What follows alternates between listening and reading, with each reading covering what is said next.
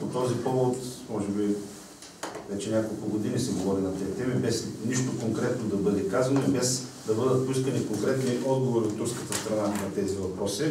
Господин Петко Арнаудов беше човека, който първи алармира, че нещо предстои да се гледа в Турция. Оказа се, че предстои гледане на ОВОС по един проект, за който сега ще ви кажа по-подробно. Оттам нататък тръгнаха всякакви спекулации. Нашите колеги от ГЕРБ започнаха да задават разни въпроси в Брюксел, в Външно министерство, парламентарната група, взеха да си подават топката и в крайна сметка нищо не стана ясно на обществото. Оказа се, че нещата са много прости, просто някой трябва да се запали колата, да отиде на място, да се срещне и да разбере какво става. И това именно направихме и ние. Онзи ден срещнахме се с кмета на Иняда, господин Тахирашек, и той беше достатъчно любезен да ни запознае с основни моменти от това, което там предстои да се случва или вече се е случило.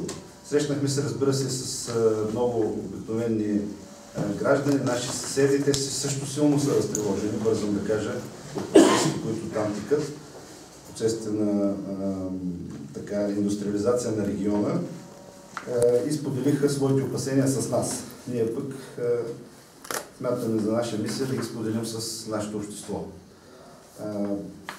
Ако не ви е раздадено, вече ще ви бъде раздадено след малко писмото, което... Къде останаха копията? Христо сега ще ги донесе.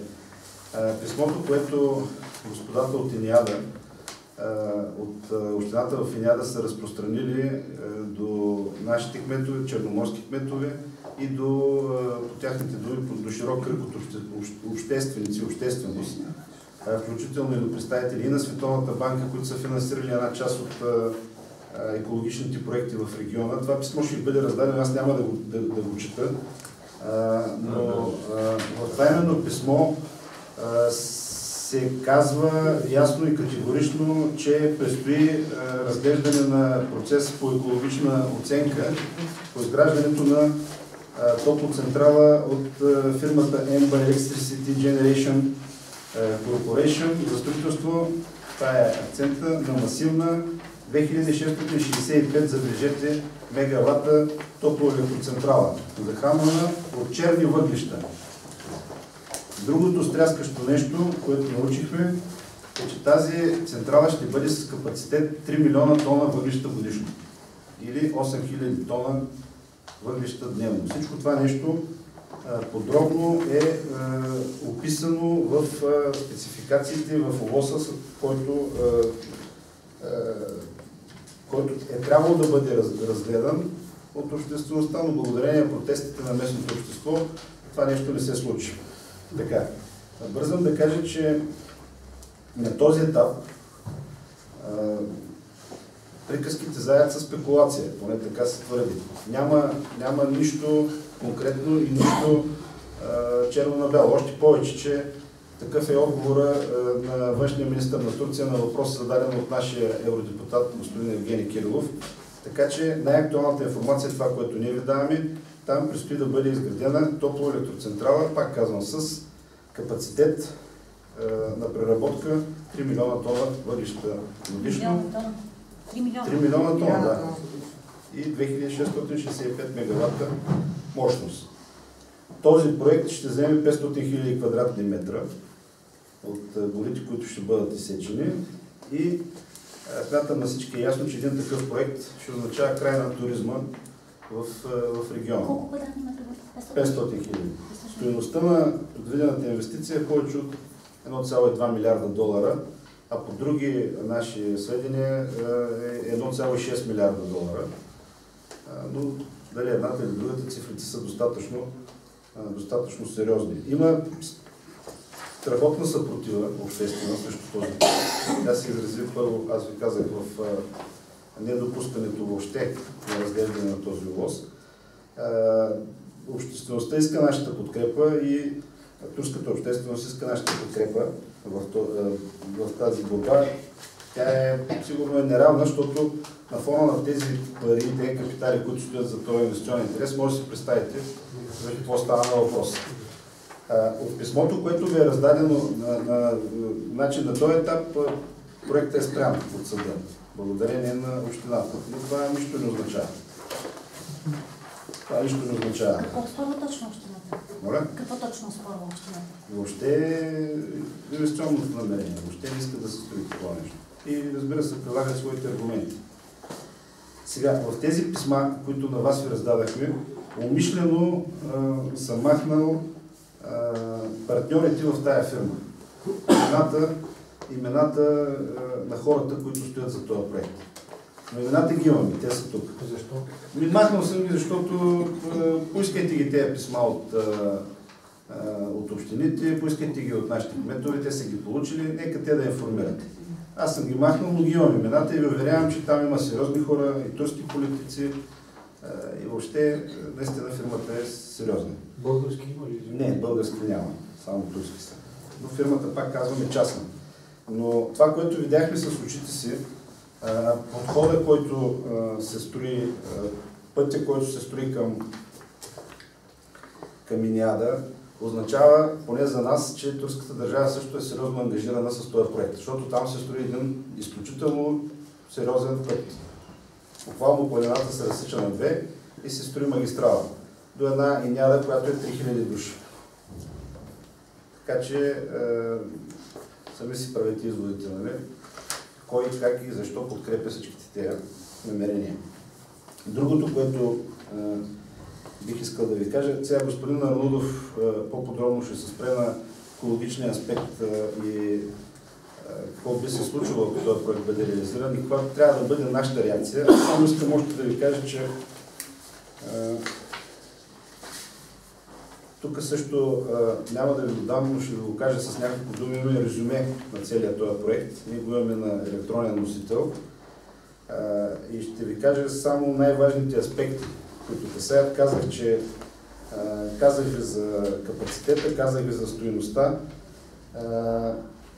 Оказано е в този проект, че производството се основава на въглища, които ще бъдат складирани. За да стигнат тези въглища от централата, предстои изграждане на едно огромно пристанище, но не това пристанище, което в момента се строи и за което там някои медии така вдигнаха шум. А ако тръгне да се изгражда този проект, ще бъде построено 30 пъти по-голямо пристанище на същото това място. Тук са дадени технически данни за потреблението на енергия в Турция, таблични данни и така нататък. Другото важно, което трябва да се каже, че трябва да се осигури вода за охлаждането. Тоест не случайно това нещо се прави на брега на Черно море.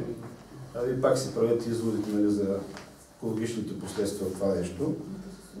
И лесното включване към националната енергийна мрежа, възможности на района за складиране на пепелни отпадъци, топографията и законовите пречки или ограничения при експлоатацията. Това е в този ОВОС. Във втората му част се описват характеристиката на избраното местоположение, третата част е посветена на особености на околната среда, четвъртата част представлява самия ОВОС и мерките, които трябва да бъдат взети по отношение на предотвратяването на отрицателните въздействия върху средата, значи помислили се за това. Явно петата част разглежда отношението на населението към проекта, за изразените гледни точки. В шестата част, това ще ви бъде интересно, са така, тя е една обобщена информация от предните глави, но има различни графики за разпределението на енергия, потребление, дялове на тецовете. Това са общо 17 таблици, но тук са и границите на проекта, това е важно. Селото е Бенвик, това е точно срещу Резово селото, община Иниада, даже общината е Демир Кьой, Малък Самоков. Демир Кьой е метал, значи Самоков е нещо, където се добива мед. Това е славянското име Малък Самоков, а Демир Кьой, Демир е метал. Желязно селище. Това е мисъл, да. Община Демир Кьой, селото Иниада. Така. Парцел е номер 109, върху площ от 500 000 квадратни метра. Отстояние до българската граница 3,2 км. 3,2? Да. производството точно е посочено 382 тона на час или 2 милиона 870 хиляди тона годишно. Това е точната цифра.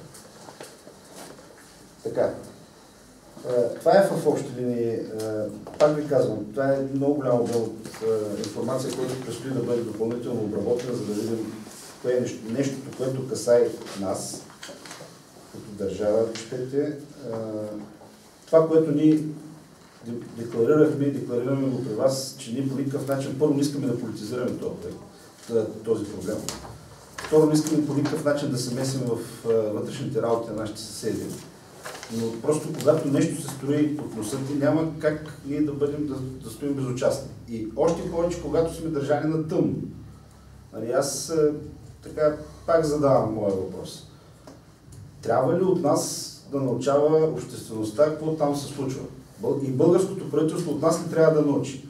Премиера Борисов, като си правиш изнесените заседания в Турция, като се прегръщаха и целуваха с премиера Ердоган, говориха ли си за тези неща? Стана ли въпрос за тези неща? Ако се знае за този проект, защо ние сега научаваме? Този проект вписва ли се по някакъв начин в екологичните трансгранични конвенции, по които и Турция, и България е страна? Това са все въпроси, на които друг трябва да дава отговор. Ние само ги задаваме тези въпроси, чакаме реакция.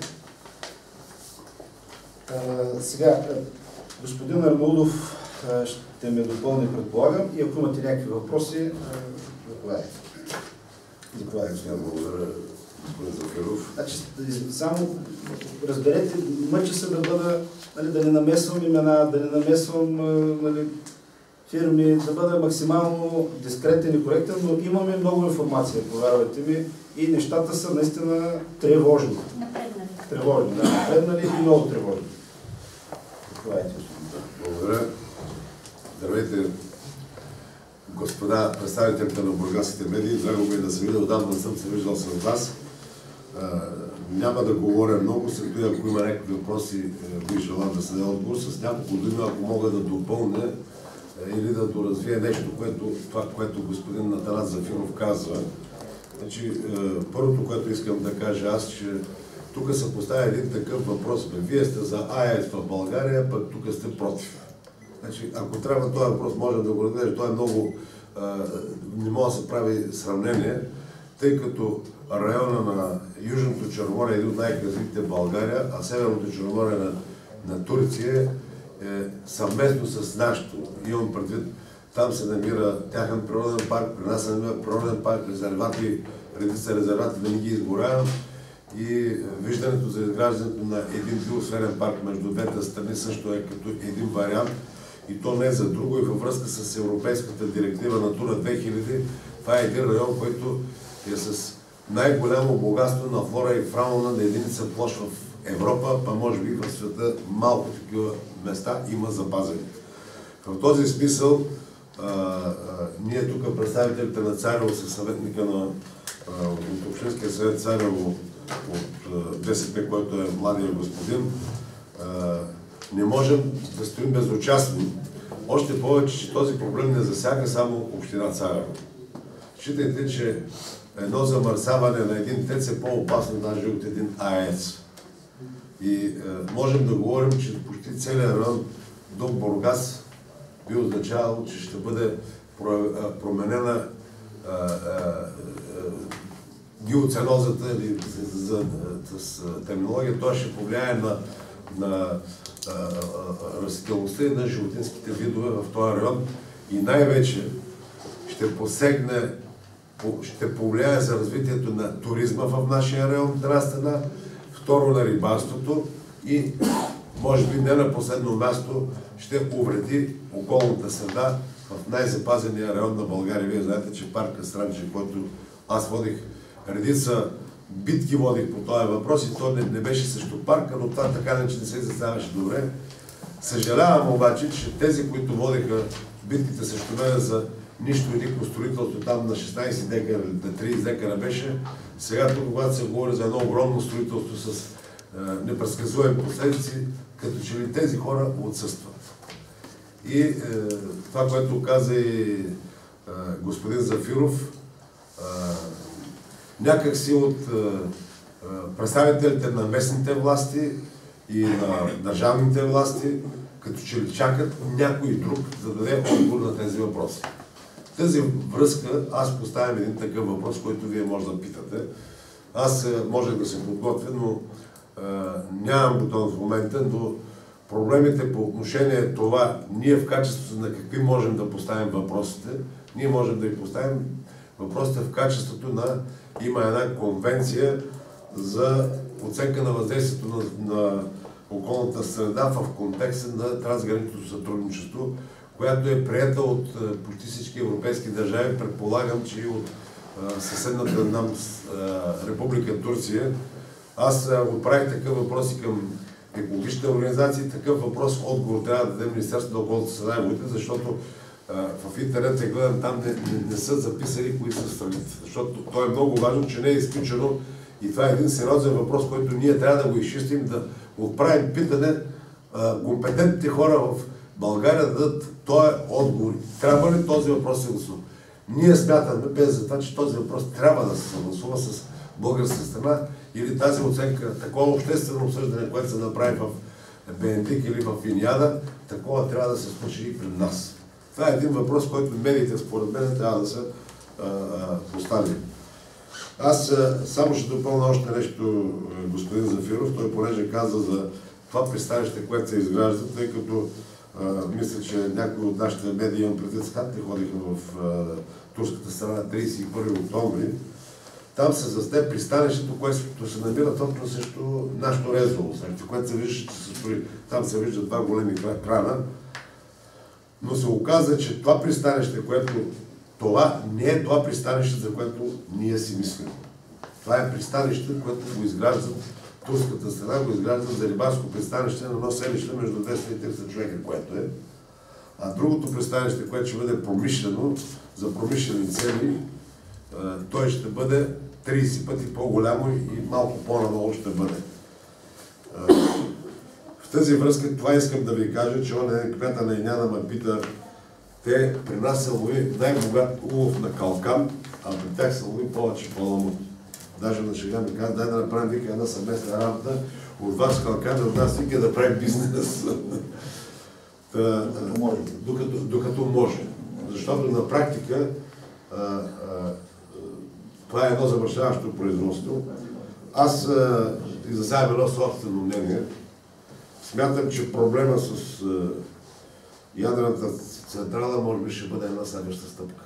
Не мога да говоря от името на някой, но това са въпроси, които компетентните български органи трябва да дадат отговор, да имаме официално запитване.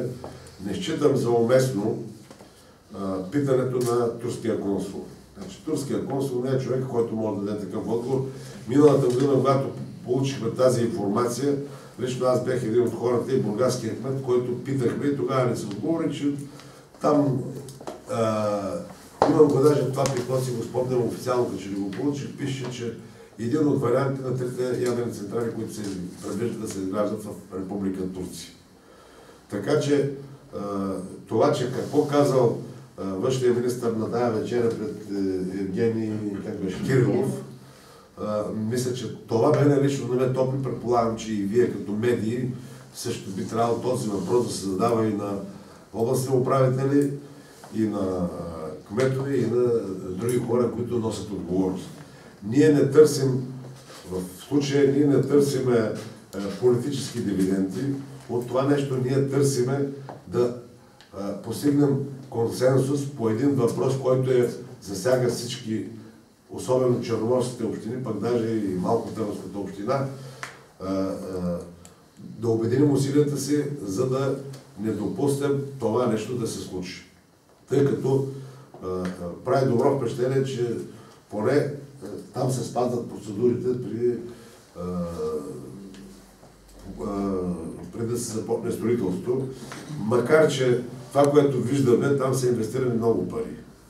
Значи, един такъв път за едно население от 3000 души, те са и от горе да имат за 5-6 хиляди души.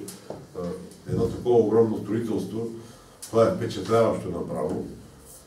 И той, ако се замърси един път този ръм, той действително, както моя приятел Стефан Пеков дойде там да го представим и него. Ние да, говорихме той за... вече е сред нас, господин Пеков. Ние говорихме за такъв енергиен щит. Северен енергиен щит. А там почва да се говори за северен енергиен щит, защото той един път направи се нещо, допусна се оттам нататък, вече всичко е в това. Лично аз не считам, че всичко е загубено. Зависи от това и ние като общество как ще се покажем. И това най-много според мен зависи от медиите, защото вие сте хората, които стигнете най-вече до най-широк кръг от хора. И за мен е като че ли още в България този въпрос не му се отдава необходимото значение, което би трябвало да му се отдава. Това е накратко, което имах аз да кажа. След това, ако има въпроси, съм готов да взема отношение по въпросите, които се поставят. Не знам, сега може би... Само да допълня, значи за 30 годишни. 40 месеца е срока на строителството. Икономическият живот на проекта е предвиден за 30 годишен период.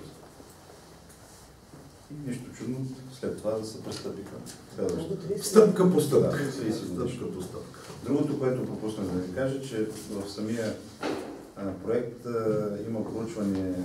Това наистина много е сериозно. Много е сериозен доклад. Има проучване, има карта на земетръсните райони, карта на ветровете и картата на ветровете, за съжаление, не е благоприятна за България. Така наречената роза на ветровете. Говорихме си с господин Пеков, ще стига и до Ямбол, може би. Стара Загора, Пловдив. Да. И до Буковеш. Този пепел. Между другото, притеснително е и опасността от земетресение. 8-9 степен се намира зоната в земетресен разлом. Това е също нещо, което трябва да се знае. Искам само още нещо да допълня, което това излезе в медиите, доколкото си спомням от господин Николай Жишев, бившия пресекретар, но аз тогава по едно стечение на обстоятелството само искам да ви кажа, че мисля, че беше 80-та година, преди да се вземе решението за строителството на Белене. Знаете, че проектът Белене почва през 10 ноември. Тогава в Царево, в Мичурин бяха дошли един автобус хора от 30 човека от бившия съвет за икономическа готовност, експерти и специалисти, които огледаха една площадка около Варвара, се изграждаше там. Но тогава ние изразихме подобно мнение. Местните и окръжното ръководство тук, че това е един туристически район и тогава този проект отпадна. Просто ви го казвам така като история и се надявам, че дано и ние да отпаднат тези варианти, защото ликвидираме Южното българско Черноморие. Това не е само Царево, това е цяла България. Извинявайте, само да уточним на какъв етап в момента се намира комисията? Спряне проект. Тоест не е започнато. Това е по-точно. Не е спрян, не е започнато. На фаза на съгласуване. И на фаза съдебни дела на различни инстанции. Значи на едната инстанция е спечелено делото, продължава на по-висока инстанция. Всъщност единственото, което се строи реално е пътен. Да, пътят се строи реално. Коя страна е спечелила? Общината? Общината е спечелила, да, сега. Но делата продължават. И другото реално нещо е, че екоорганизациите в Турция са настръхнали. Те предвиждат поредица от мероприятия. Първото ще бъде на 18-ти. Те помолиха за съдействие от наша страна и ние най-вероятно ще ги направим на 18-ти от 7 часа ще да палят огромни срещу Резно. Даже пожелаха и българска страна, от 17 часа, защото се стане. Съм пропуснал да му кажа, ние сме създали вече организация, ще искаме съответни разрешения, дали огньови, дали факли, но... Да се запали усеща да се види, че... Екоорганизациите на 18-ти турски екоорганизации. Да, искат и от наша страна да се види. Да, но то е като хепаник нещо. Ще разпъват палатки, ще палят огньови. Цяла нощ. Но ще дойдат хора от Измир, от Анкара, от цяла Турция. Между прочим, на този протест, който беше, и който не позволи да се преведе това обсъждане обществено, е имало хора от цяла Турция, не само от такива. А вие какво организирате? Ние най-вероятно също от нашата страна, от другата страна, ще се включим по някакъв начин. Извинявайте, аз смятам, че казах, че Ние ще отгледам, но това нещо трябва да стане дело на всички, не на нас тук. Разбирате? Значи ние да не се разделим. От българска страна също ще се инициира. Поне по наша линия ще се инициира, дали ще се включат други хора. И дали ще получим разрешение на въпрос. Според вас има ли външно-политически механизми, чрез които да се въздейства на турската страна, при положение, че тя не е член на Европейския съюз? Нали иска да става? Тя от много години иска да се. Като гледам как им въздействаме за обезщетенията на тракийските българи, съм песимист, честно да ви кажа. Но надеждата умира последна. Значи ние трябва да направим като общество всичко възможно, включително и натиск, граждански натиск върху нашите управляващи, да се размърдат и да направят нужното. Резултатите какво стане? Но един такъв...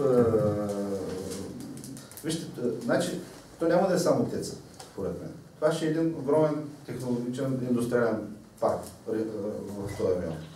Тръгнат ли да го изграждат това нещо, другите неща ще се дадат и покрай него, съпътстващите. Тоест, наистина с тази природа сме приключили с следващите 30 години. Тук още, извинявайте, само пропуснах да ви кажа. Помислете, 20 милиона Истанбул, трябва някъде си гори буклука. Няма го това нещо в проекта. Но и това ще се случи според мен. Ще тръгнат нататък буклуците за изгаряне, защото това е буквално под носа, на 200 км от Истанбул, 250 км. Пътищата хубаво и какъв е проблем? Тогава вече не ми се мисли. Тогава става въпрос за колко? Милиони тонове. Защо според вас е правен линията, при положение, че това са единствените плажове на Черно море, които имат турците, там нататък са само скали и... Не са единствените, те имат много плажове надолу. Черно море.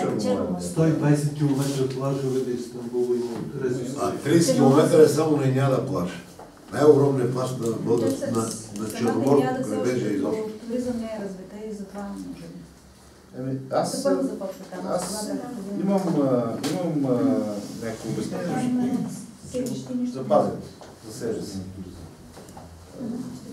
Смятам, че на този етап ще се излезе със становище от нас. Да, смятам, че на този етап е по-важно да дадем гласност на това, което се случва, а не да правим анализи и да се месим по някакъв начин в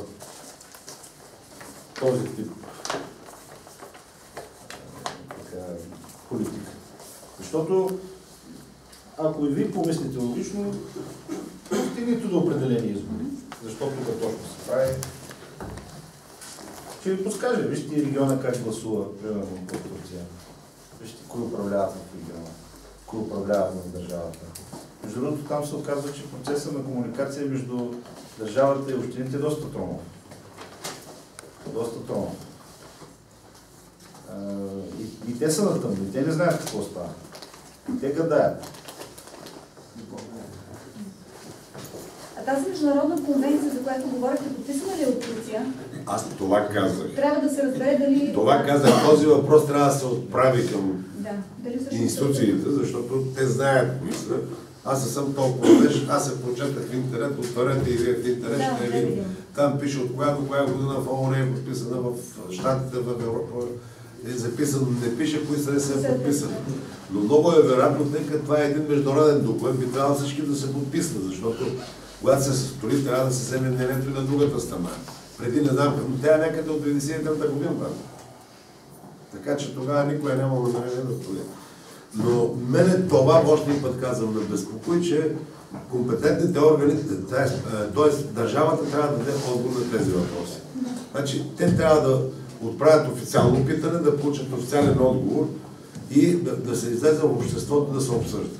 Аз имам чувството, че като че ли се изчаква да минат 3 години, тогава могат да се случат нещата. Да се създава. Но вие за това сте медиите и ние за това сме, зато и го поставяме този въпрос. Господин Антонов, да разбираме ли, че притежавате цялата документация по този строеж, по проекта? Ами да. Да, цялата, да. Как я получихте тази документация и нашата държава няма ли тази документация също? Тази документация мисля, че я няма. На нас не я дадаха от Турция. И няма ли са служби, разузнаването? Нали го унищожихме. Аз тук, преди да влезем на пресконференцията, това на шега, нали? го казах на господин Рудов, трябва да видим какъв е бюджета на нашето разузнаване и нашия бюджет тук на областния съвет. Дали са съпоставими. Господин Пейков ще каже нещо по въпроса.